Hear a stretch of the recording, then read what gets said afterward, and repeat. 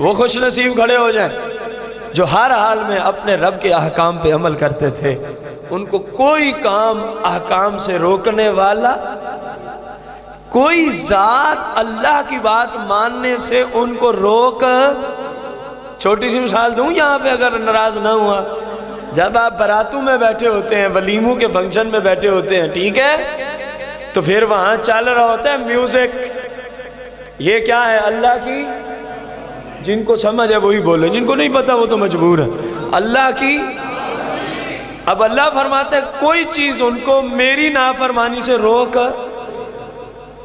وہ ہر حال میں اس کام سے رک جاتے تھے۔ کسی ذات کو اس معاملے میں ترجیح، تو جو چپ کر کے وہاں بیٹھا ہے وہ کیا کر رہا ہے؟ میں نے جمعے پہ بھی اشارہ کیا تھا کہ بنی اسرائیل میں جبریل کہہ رہا ہے یا اللہ اتنا بڑا نیکوکار شخص ہے، اس کو بھی الٹا دوں۔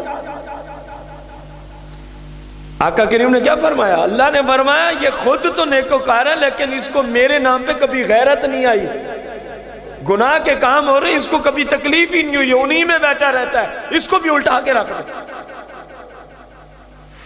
ہم اس شادی والے کو خوش کرنے کے لیے اللہ کے نام پہ ہمیں اتنی غیرت ہی نہیں آتی کہ ہم وہاں سے اٹھ جائیں۔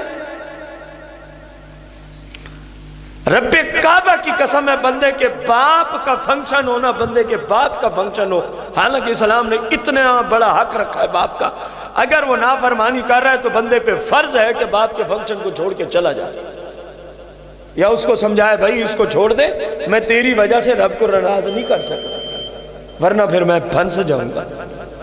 اگر یہ مسلمان یہ کرنا شروع کر دیں تو شادی حال یا ہوٹل والوں کی جرت کیا ہے کہ وہ آپ سے پیسے لے کے آپ کو گناہگار کریں؟ جب آپ بکنگ کرانے جاتے ہیں باقی ہر چیز کے بارے میں پوچھا جاتا ہے، کیسا کھانا ہوگا، کتنے کھانے ہوں گے، ہوتی ہیں نا یہ ساری باتیں۔ اگر آپ ناراض نہ ہوں تو میرے ذمہ تو یہی ہے نا کہ آپ تک حق پہنچاؤں، یہی ہے نا میرے ذمہ، اور آپ کے ذمہ حق سن کے اس پہ عمل کریں، یہ آپ کی ذمہ داری ہے۔ میں جب اپنی پوری کر رہا ہوں، حالانکہ میرے لیے پورا کرنا بہت بڑا مسئلہ بھی ہے، جس زمانے میں ہم نے جنم لیا ہے، جس زمانے میں ہم نے، جن کو طہارت کا پتہ نہیں ہوتا وہ بھی ہمارے اوپر آج انگلیاں اٹھاتے ہیں، لیکن کچھ بھی نہیں ہوتا ہمیں۔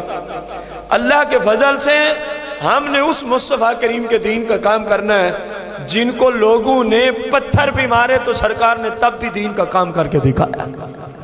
ہم تو اللہ کے فضل سے آپ کے مشن کو لے کے چلے، ایک بات نہیں لاکھ باتیں ہمارے خلاف کرو، ہمیں کچھ بھی نہیں ہوتا، اللہ کے فضل سے ہمیں کچھ بھی نہیں ہوتا، ہم مردہ ہیں اس معاملے میں۔